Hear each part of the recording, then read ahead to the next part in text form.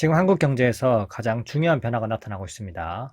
단순히 경제 둔화가 아니라 경제 체력 자체가 약해지고 있다는 신호입니다. OECD와 IMF가 동시에 한국의 잠재 성장률 추락에 대해서 경고하고 있습니다. OECD에 따르면 2024년에는 1.92%, 2025년에는 1.71%, 그리고 2027년에는 1.57%까지 하락할 전망이라고 얘기하고 있습니다. 지난해 처음으로 2% 밑으로 떨어진 데 이어서 2년 만에 1% 중반대까지 내려갈 것이라고 예측하고 있는 겁니다. 반도체 슈퍼사이클에 따른 깜짝 성장이 나오지만 여전히 잠재 성장률은 추락할 것으로 보고 있습니다. 결국 이 수치는 사상 최저입니다. 여기서 중요한 건 이 수치가 단순한 전망이 아니라 한국 경제가 낼 수 있는 최대 성장 속도가 계속적으로 하락하고 있다, 상단이 낮아지고 있다, 이 점입니다.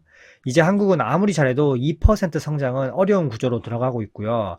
과거와 비교하면 더 명확합니다. 2012년만 해도 3.63%로 3%가 이상이었지만 지금은 1%로 거의 반토막 난 상태입니다. 무려 10년 만에 반토막 났다는 겁니다.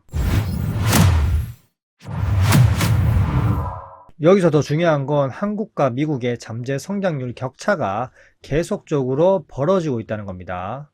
2026년에는 격차가 0.38%포인트로 지속적으로 확대되고 있고요.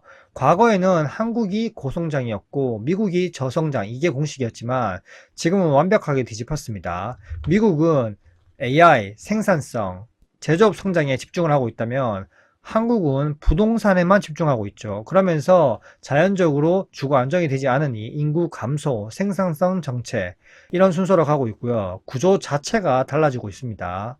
부동산 하나 살리면서 한국의 성장 엔진이 꺼져가고 있는 겁니다.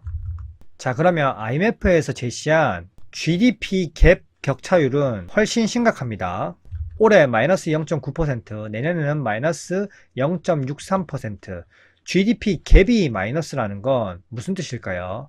한국의 실질 GDP에서 잠재 GDP를 뺀 수치인데요. 즉, 한 국가가 가진 모든 생산 요소를 최대한 활용했을 때 달성 가능한 생산 수준보다 실제 생산이 낮은 경기 부진 상태가 이어진다는 뜻입니다. 즉, 한국 경제는 성장 잠재율도 낮고 실제 경기 수준은 더 낮은 상태. 이건 단기 문제가 아니라 수요, 투자, 고용 전반 모두가 약하다는 신호입니다. 하지만 최근 한국 증시를 보면 이렇지 않죠. 코스피가 막 7,000포인트 이상 급등하고 있고요. 이런 뉴스가 눈에 들어올 리가 없습니다.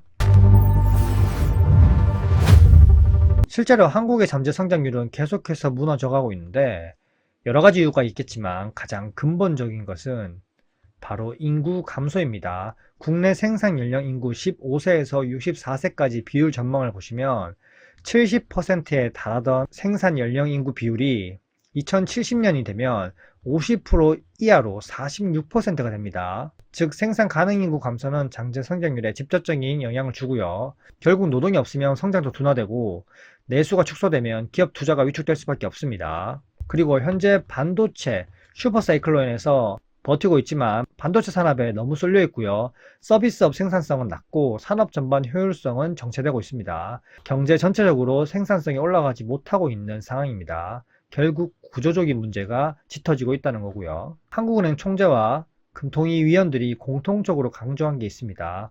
바로 구조개혁인데요. 한국이 구조개혁을 하려면 먼저 주거 안정이 되어야 됩니다. 아파트 값이 잡히고 부동산만 바라보는 그런 경제 체제가 더 이상 유지되면 안 됩니다. 노동으로, 사업으로, 투자로 돈을 벌어서 부를 증식시키는 게 아니라 누군가는 아파트만 사고 있으면 다른 노동 수입보다 월등히 부를 쌓을 수 있는 이런 현상이 일어나면서 전부 다 일은 왜 하냐, 어차피 그냥 아파트만 풀대출 땡겨서 사놓으면 인생 안전하다, 이렇게 생각하니까 당연히 생산성이 낮아질 수밖에 없고, 또한 모든 돈이 콘크리트 건물, 부동산에 몰빵되어 있으니 내수에 돈이 돌지 않고, 즉 소비 회복도 되지 않고 있는 게 현실입니다. 그리고 지역 균형 발전도 이루어야 되는데 지방의 집은 점점 비어가고 서울, 경기도 이 지역에만 인구가 집중되고 있습니다. 대한민국 전체적으로 고르게 성장하지 못하고 있다는 겁니다.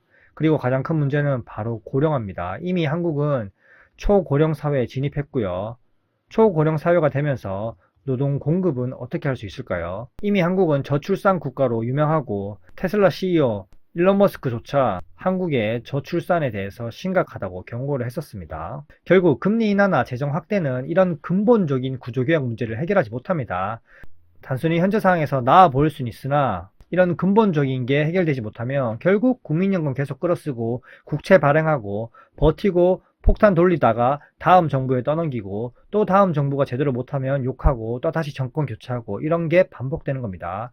체질 자체를 바꿔야 하는 단계에 접어들었습니다. 하지만 현실은 여전히 부동산 가격은 고공행진, 전세 물량 없고 월세 가격 상승하고 심각하죠.